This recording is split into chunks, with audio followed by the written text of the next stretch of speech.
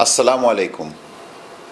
Are Muslims allowed into a church or synagogue or other people's places of worship for the purpose of a wedding or funeral or just simple curiosity?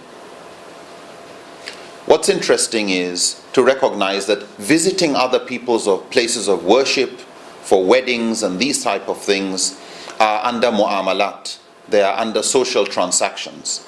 And the general principle in Islamic law is that for issues to do with mu'amalat, in social transactions, interpersonal relations, everything is permissible except what is prohibited from a clear text of the Quran or the Sunnah of the Prophet, peace be upon him.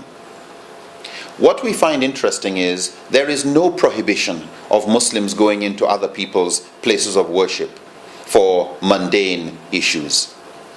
In fact, we find in books like Fiqh Sunnah, a number of other books, Bidayat al-Mujtahid, Muslims are even allowed to say their own prayers in churches and other places of worship.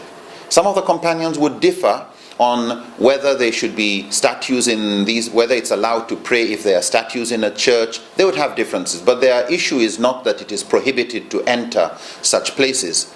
We find hadith narrating what early Muslims who went to Abyssinia, who went to Ethiopia, what they saw within the churches of the Ethiopian Christians.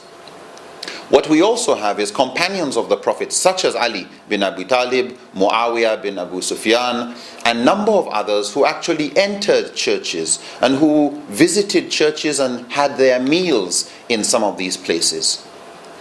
A great Hanbali scholar, Ibn Qudama, in his monumental book Al-Mughni, thoroughly discusses the various positions of scholars on this topic, and he regards it as permissible for Muslims to enter even if there are statues in these places, as did some of the companions.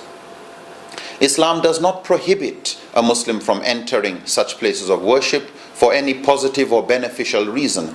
Muslims sometimes go into these places for dialogues, for attending weddings, to witness funeral services, or just to see what the inside of a church looks like, or just to observe non-Muslims in their own acts of worship.